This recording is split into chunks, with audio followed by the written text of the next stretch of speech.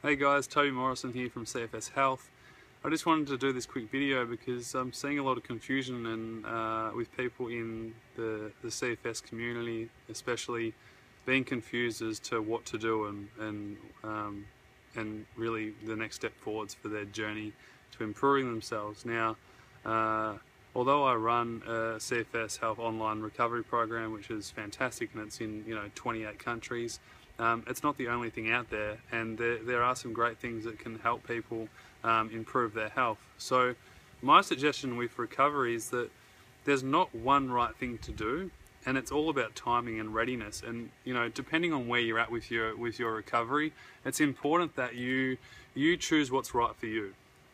Because what I'm saying is there's so many opinions out there, and they're usually from a place of fear and judgment rather than proactive kind of help and guidance. So I mean, just for example, I had someone come to me the other day and say, Toby, I need your help. I'm completely bedbound and I don't know what to do. I need to do your program. And I was like, okay, that's fine. You can apply for the program and go through the application process, and we'll see whether or not it's a right fit for you. And then the guy came back with a lot of panic and was like, I've been told this, and someone told me that, your people don't even have chronic fatigue syndrome, and that, it's those people are depressed, and I'm not as, I'm worse than those people, and I can't get better for this reason, this reason, this reason. And I said, stop. I said, listen to yourself. Listen to what you're saying. You're taking your opinion is based off other people's opinions, which is never really smart. And I know it's easy to do because because when you get so low, you want to try everything and anything, and you almost over research yourself to the point of stress and more worry and panic. So I actually said to the guy, I said, listen, don't ask for help until you know what's right for you inside you. Don't listen to anyone else.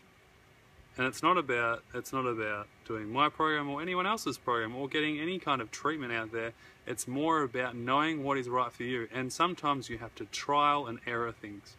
And this is the process of life. It's not as simple as going, I'm going to do this and it's going to change my life in a day. Okay? Instead, it's about going, okay, this is where I'm at, this is what I need help with, which is really important. So my suggestion is to prioritize what is the most important thing you need help with right now. Not in 10 years, not in 5 years, not in 1 year. What is the biggest problem you have right now, and what do you need help with? And then that will clear the way to figure out what you need to do next. Whether that's hiring a coach, whether that's going to the doctor, whether that's going to a therapist, whether that's doing some form of treatment, whether it's a nutritionist. It just depends on where you're at. So it's important to listen to yourself. There's just, the internet is fantastic, and it's got great benefits, and it's also got great drawbacks because there's just so many people out there with so many different opinions that we tend to forget to listen to ourselves. So my suggestion is stop listening to everyone's opinion and start to look within and actually ask the right questions and figure out what's right for you. Whilst it's great, it is important to get understanding and relate to other people and see what's worked for them. But at the end of the day, you are you and they are them. So it's really important to focus on your own business, not anyone else's. Now, that being said, it's an individual race, and again, it's all about readiness. Some people who have been struggling for so long, they've got other issues. It's not just about CFS. And for the person who's just been diagnosed, they've got other issues too. We've all got different kind of capabilities and backgrounds and past lives that affect where we're at right now. Whether that's from stressful events, overtraining, glandular fever, post-viral fatigue, relationship problems, traumatic events. All these things add up, and it's not a coincidence that you go from one thing to another. It's a multifaceted problem. So what I suggest you do is just inquire with where you're at right now and what you can do, or what is the next step you need to do to help yourself. Again, it's not an overnight journey. It's a journey of life. It's a slow but steady increment of improving yourself. And when times are tough, the best thing I can suggest you do is, one, obviously, you know, when you're feeling completely deteriorated and you just feel completely lost, the first thing is just get to sleep and try and just have one good night's sleep, or at least a rest, just to rest your mind. And when you wake up, think about how far you've come. And you might physically you might not have come far, or you might have regressed rather than progressed. But think about the awareness that you've got now compared to what you had back then. And that's a good indicator of how much you've improved. Now, again, start to listen to your own inner voice, not someone else's, because they don't know what is right for you. Only you do. Okay, so slow it down a little bit, stop the panic, and then start to figure out what is the next step you need to take. And the best thing you can do is write down, what are my biggest problems right now? You know, and just prioritize it. It might be your sleeping, it might be your eating, it might be your mindset, it might be stress and anxiety, it could be a range of things, okay? It might be a past event that's really holding you back, or it might be just yourself that's holding you back, you know? So it's really important that you write down and prioritize those 3 or 4 things, and then figure out what you feel you need to work on next.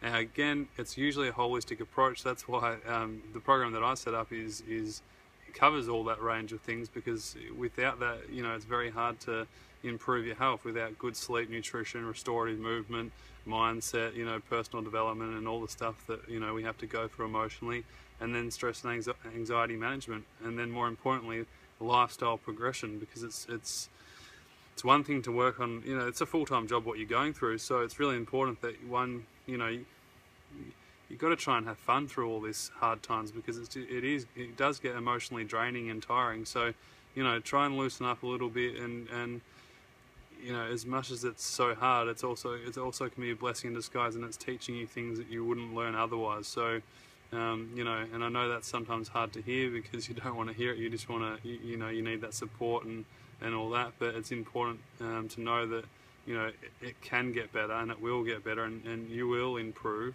You know, and just quickly, my last point is that, you know, stop aiming for the moon, you know, or the stars. You know, it's important to have great goals, and you know, most people who develop CFS are usually high achievers in some way or another. But it's important that, you know, you look at the next step. A lot of people go, you know, they're completely bedbound, and they go, how long is it going to take till I get better? And you know, I want to get better now. And it's like, well, you know, that's a great goal to have, but it's important to see where you're at right now, so you can actually step the stones to improve, rather than have this, you know, luxurious goal and then set yourself up for failure because you haven't made the next step. So bring it back to being realistic, and I think that's one of the issues, is that you know, it's very easy to become, you know, disillusioned in where we want to go, or what's our next step, rather than, you know, being in reality and going, okay, well, this is where I'm at, I've got to accept that, but I'm not going to accept that forever. And it's acceptance isn't resignation. It's like, I'm accepting that so I can go to my next step. What is my next step? And then you can step into that and do the right things. I hope that helps. I hope that clears up a bit of confusion. Listen to yourself. Sometimes you might not need to do anything, you know, rather than thinking that you need to do everything. Your starting point might be stopping, if that makes sense. And for other people, you know, your next step might be progressing and starting over again. And again, you don't have to give up. You've got to, you know, you've got to keep trying and keep doing the best you can with what you've got. Hope that helps. All the best.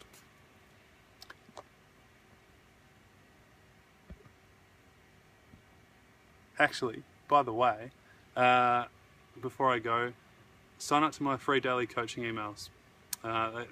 It's just my insights. It's not just about illness. It's about life. It's about health. It's about you. It's about us. So you can sign up for free. All you have to do is type in www.cfshealth.com and put your email in there, and you know, you'll just get my thoughts on stuff, whatever I experience, I share. So you know, if it's a value to you, then jump on it. Hope that helps. Bye.